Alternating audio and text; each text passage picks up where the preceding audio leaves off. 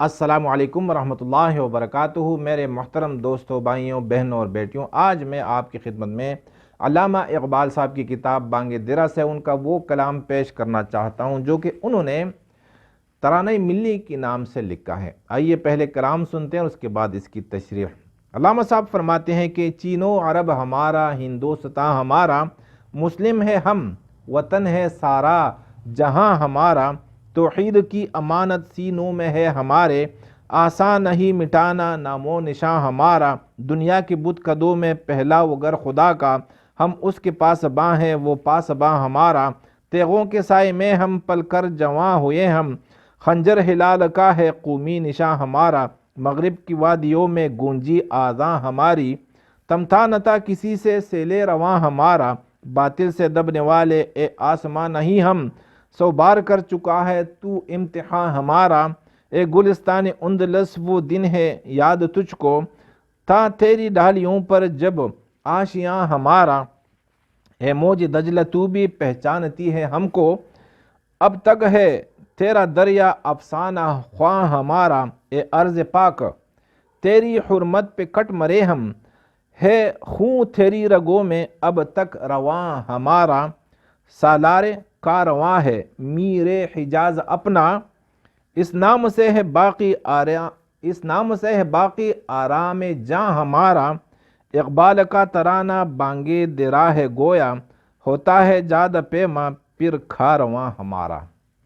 میرے محترم دوستوں، بھائیوں، علامہ اقبال صاحب ترانہ ملی کے نام سے سارے مسلمانوں کو جگانا چاہتے ہیں ایک خواب غفلت سے، اور وہ خواب غفلت میں ہر مسلمان گرفتار ہے۔ وہ یہ ہے کہ ہر مسلمان اپنے آپ کو اپنے خاندان کا فرد سمجھتا ہے، اپنے علاقے کا، اپنے صوبے اور اپنے وطن کا۔ علامہ صاحب نے ان کو یاد دلایا کہ نہیں، تیری جو ذات ہے اللہ نے اس کی تشکیل فرمائی ہے سارے عالم کے لیے، کیونکہ تم مسلمان ہو۔ اس لیے فرماتے ہیں کہ اے مسلمانوں، تم نے اپنے آپ کو چھوٹی چھوٹی نسبتیں نہیں دینی، ان چھوٹی چھوٹی نسبتوں سے خود کو نکالنا ہے، اور وہ اس طرح کہ آپ نے یہ نہیں کہنا کہ میں پاکستانی ہوں، میں ہندوستانی ہوں، میں بنگلہ دیشی ہوں، میں بھائی سعودی عرب کا ہوں، اور میں ملیشیا کا ہوں، میں ادھر کا اور میں ادھر کا نہیں۔ یہ چھوٹی نسبتیں ہیں، اس سے نکلنا ہے اور سارے جہاں کا دعویٰ کرنا ہے تو نے۔ اس لیے علامہ صاحب فرماتے ہیں کہ چین و عرب ہمارا، ہندوستان ہمارا۔ یہ ہندوستان صرف ہمارا نہیں ہے، کیونکہ اس وقت تو پاکستان اور بنگلہ دیش تھے ہی نہیں۔ فرمایا صرف ہندوستان ہمارا نہیں ہے، چین بھی ہمارا ہے۔ کیوں؟ کیونکہ مسلم ہے ہم مسلمان ہیں، تو اسی وجہ سے وطن ہے، مسلم ہے ہم، وطن ہے سارا جہاں ہمارا۔ ہم مسلمان ہیں، اسی لیے سارا جہاں ہمارا وطن ہے۔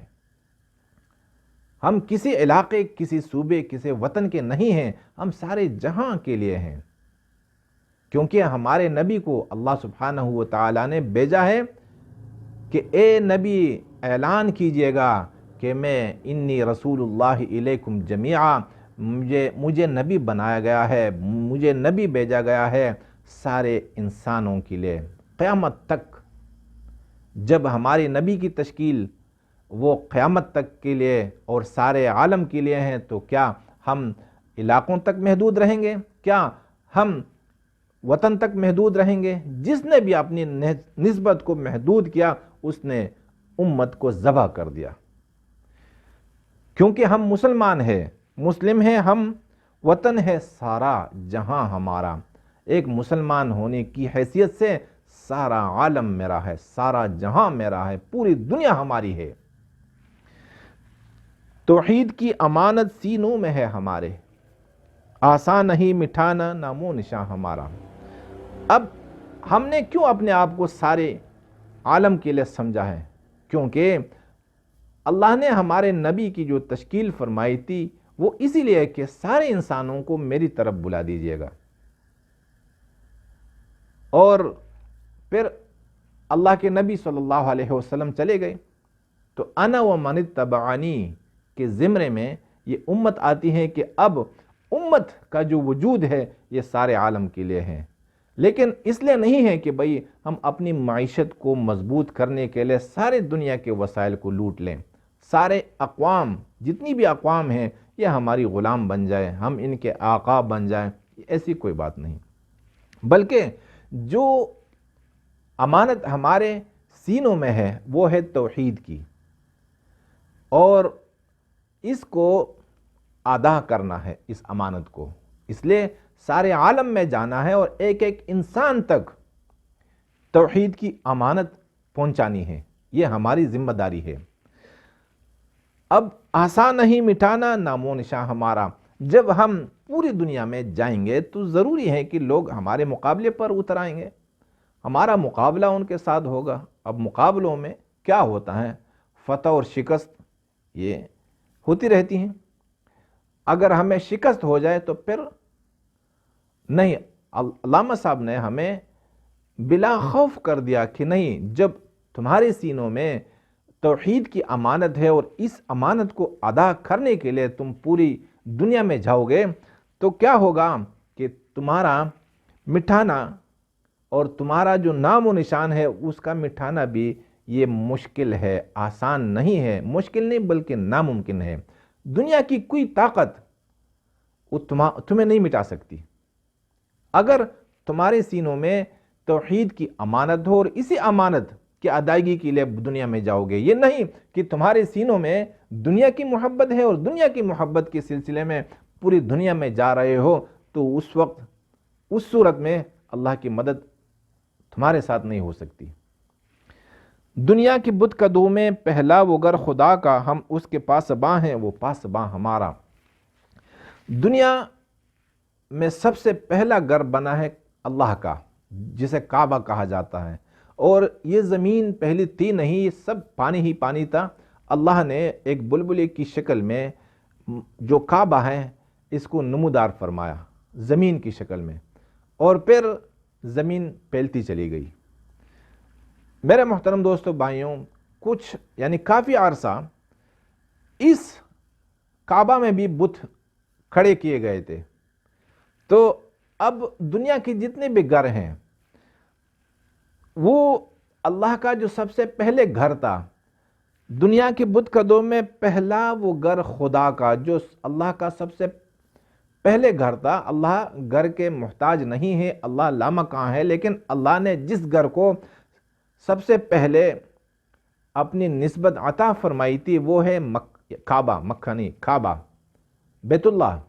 تو کیا ہے، ہم اس کے پاسباں ہیں، وہ پاسباں ہمارا، ہم بیت اللہ کی حفاظت کرنے والے ہیں، کیونکہ یہاں پر میرے نبی پیدا ہوئے ہیں اور یہاں سے میری نبی نے ساری دنیا کو ایک پیغام دیا کہ قولوا لا الہ الا اللہ محمد رسول اللہ تفلحون، تم کہہ دو، اقرار کر دو۔ یہ اقرار کرنے کی بات نہیں ہے بلکہ اس بات کو مان لو، ایک نظام میں لے کر آیا ہوں، وہ نظام اس کو تم قبول کر لو۔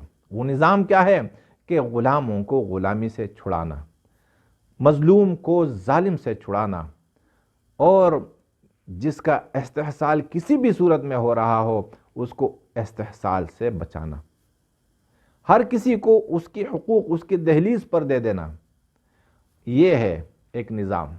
تو میرے محترم دوستو بھائیوں، علامہ صاحب نے فرمایا کہ یہیں سے یعنی اسی مکے میں ہمارے نبی پیدا ہوئے اور یہاں سے نبوت کا آغاز ہوا، اور یہاں سے اللہ کے نبی صلی اللہ علیہ وسلم نے دعوت چلائی، تو ہم اسی دعوت کے محافظ ہیں، اور اس کی برکت سے اللہ ہمارے محافظ ہیں۔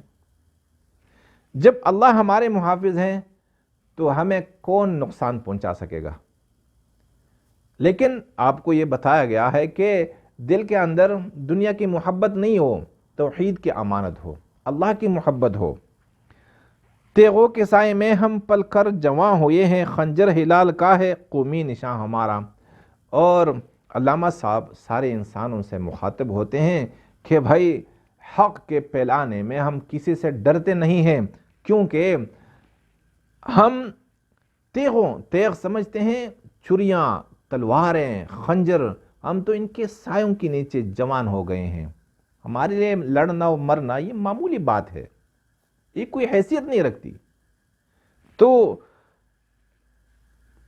تیغوں کے سائے میں ہم پل کر جوان ہوئے، ہم تو جوان ہوئے تیغوں کے سائے میں۔ اب خنجر ہلال کا ہے قومی نشان ہمارا، اس کا ثبوت کیا ہے؟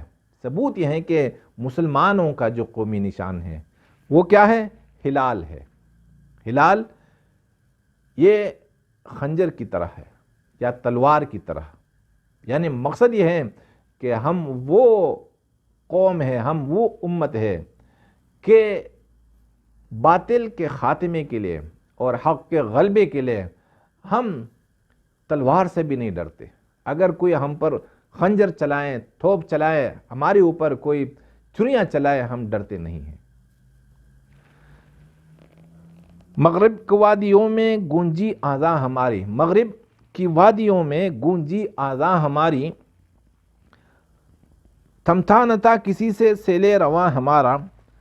پھر علامہ صاحب وہ واقعات آگے پیش کرتے ہیں، یہ مسلمان نسل کو علامہ اقبال صاحب جگا رہے ہیں کہ مغرب یعنی یورپ کی وادیاں جو ہیں اس میں بھی ہم نے آذانیں دی ہیں، اس میں بھی ہم پہنچے ہیں، اللہ کا پیغام ہم نے مغرب میں بھی پہنچایا، اور ایسے پہنچایا کہ جب ہمارا یعنی سیل رواں تھا تو کوئی اس سیل کو روک نہیں سکتا تھا، کوئی طاقت ایسی نہیں تھی جو ہمیں روک سکتی۔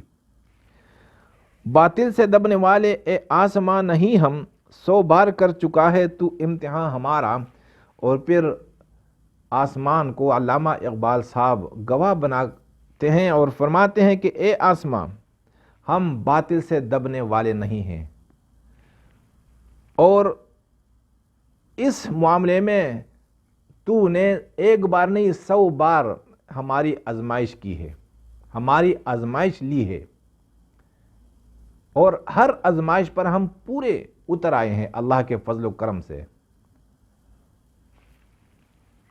اے گلستان اندلس وہ دن ہے یاد تجھ کو، اندلس جسے اسپین کہا جاتا ہے، اسپین کی سرزمین سے مخاطب ہو کر علامہ صاحب فرماتے ہیں کہ آپ کو وہ دن یاد ہیں، تھا تیری ڈالیوں پر جب آشیاں ہمارا، جب تمہارے درختوں پر ہمارے آشیانے بنے تھے، یعنی جب ہم یہاں پر آئے تھے اور یہاں پر بھی ہم نے آپ کو حق کا پیغام پہنچا دیا تھا۔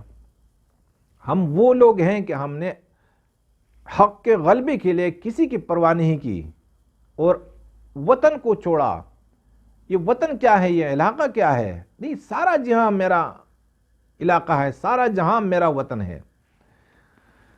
پھر فرماتے ہیں کہ اے موج دجلہ تو بھی پہچانتی ہے ہم کو، موج دجلہ جو ہے ایک دریا ہے عراق میں، بغداد میں، تو اے موج دجلہ تو بھی پہچانتی ہے ہم کو، اب تک ہے تیرا دریا افسانہ خواہ ہمارا، کہاں عراق اور کہاں مکہ۔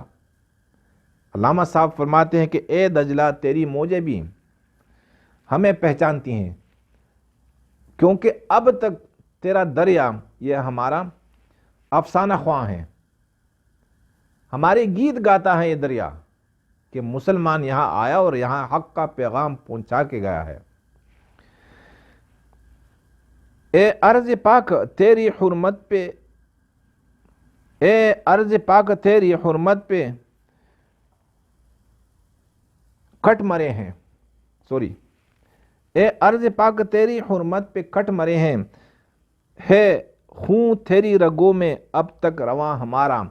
علامہ اقبال صاحب ایک مسلمان کی حیثیت سے کسی خطے کی زمین سے مخاطب نہیں ہوتے کہ اے پاکستان کے وطن اور اے ہندوستان کی سرزمین، نہیں، اس طرح نہیں، یہ پوری دنیا، پوری زمین سے مخاطب ہو کر فرماتے ہیں کہ اے ارض پاک تیری، اے پاک اور مقدس زمین،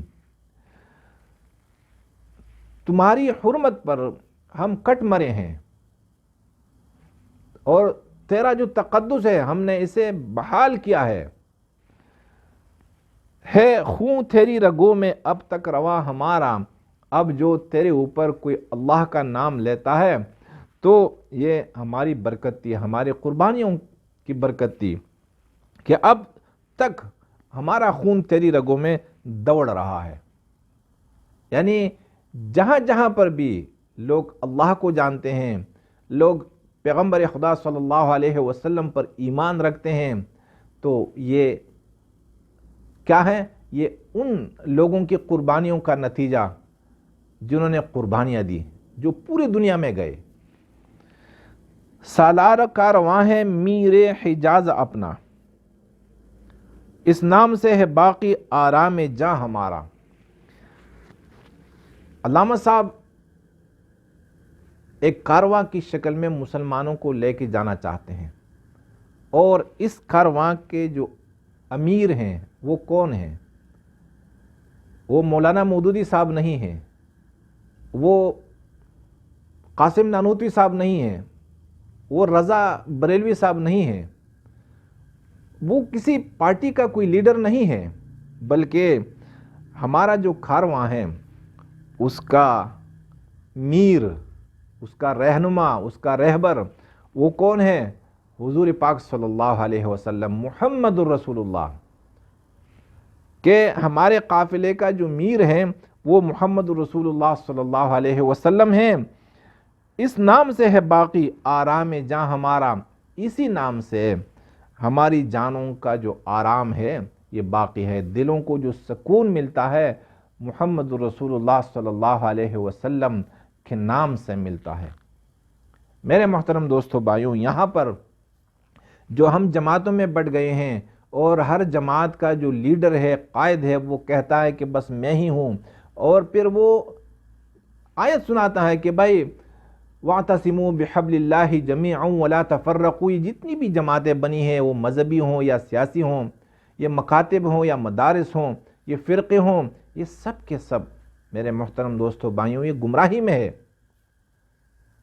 مسلمان تب عروج پا سکیں گے جب ہمارا میر کارواں وہ محمد رسول اللہ صلی اللہ علیہ وسلم بن جائے۔ ابھی کیوں ہم ذلت اٹھا رہے ہیں؟ کیونکہ ہم بھائی کون سی جماعت میں ہیں؟ میں تو بھائی جمعیت علماء اسلام میں ہوں۔ آپ کون سی جماعت میں؟ تبلیغ میں ہوں جی ماشاءاللہ۔ آپ کون سی جماعت میں؟ میں جماعت اسلامی میں ہوں۔ آپ کون سے؟ میں بھائی قادری صاحب کی پارٹی میں ہوں، میں اس پارٹی میں ہوں، میں اس پارٹی میں ہوں۔ آپ کے قائد کون ہیں؟ بھائی فلاں ہے۔ آپ کے قائد کون ہیں؟ فلاں ہے۔ یہ میرے محترم دوستو بھائیوں، ان باتوں سے ہمیں کنارہ کشی کرنی ہوگی، اور قائد ہے ہمارے صرف اور صرف محمد رسول اللہ صلی اللہ علیہ وسلم۔ پھر فرماتے ہیں کہ اقبال کا ترانہ بانگے دے راہ گویا، ہوتا ہے جاد پیما پھر کارواں ہمارا۔ اقبال صاحب کا جو یہ ترانہ ہے یہ بانگے درا ہے۔ بانگ اذان کو کہا جاتا ہے، درا جرس کو کہا جاتا ہے، اور ہوتا ہے جاد پیما۔ جاد پیما سفر پر روانہ ہونے کو کہا جاتا ہے۔ پہلے جب قافلے جب چلتے تھے تو اس میں سینکڑوں ہزاروں لوگ ہوا کرتے تھے، اس میں ایک گھنٹی ہوتی تھی، اس گھنٹی سے جب وہ آرام کرتے، پڑاؤ ڈالتے، تو روانہ ہونے کے لیے ایک قسم کی گھنٹی بجتی تھی، اور اسی کے بجنے سے ہر ایک تیاری کرتا اور آگے چلتا۔ تو یہ علامہ اقبال صاحب کا جو ایک کلام ہے، یہ فرماتے ہیں کہ یہ ترانہ نہیں ہے بلکہ یہ بانگے درا ہے۔